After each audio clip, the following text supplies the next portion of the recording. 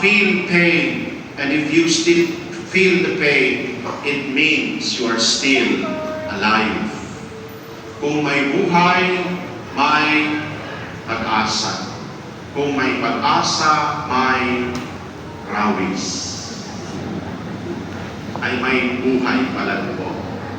Kung may buhay, may pag-asa. Kung may pag-asa, may buhay.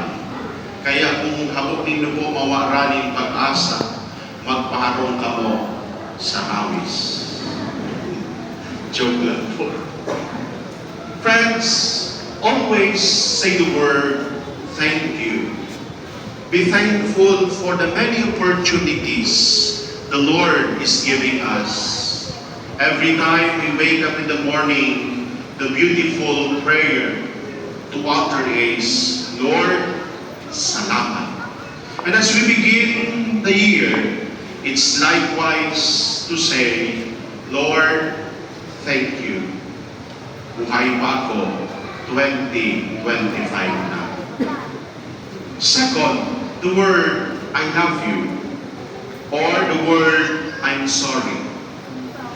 Forgiveness heals wounds, both our own and those of others. Let us begin this year by saying sorry to those we may have hurt, and forgiving those who have hurt us. Unresolved anger or guilt only weighed us down.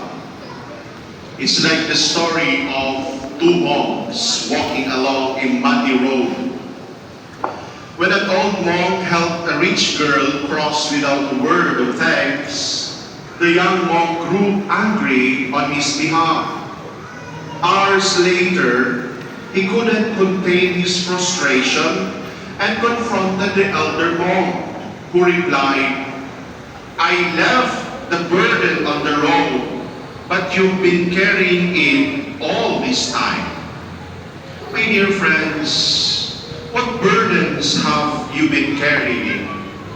Perhaps for years, for months, or even hours.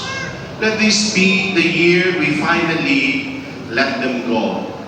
And be sorry for the many times you hurt yourself, you hurt others. Say or unload, unburden your heart. Kisay na po ang nanitipisilan kung tigpaparadara mo yan sa imong puso. Tigpaparadara mo sa imong kaiwal sa imong puso. Ika nga nilay na tigi-isip, ika tigpaparaisip mo pa. O kung iyo po, ika nga nilay ka na nagroromduman, pero ika puro permi mong tigroromdom. Pagod na siya sa iyong isipan. Kasi lagi siyang tumatakbo sa iyong isip.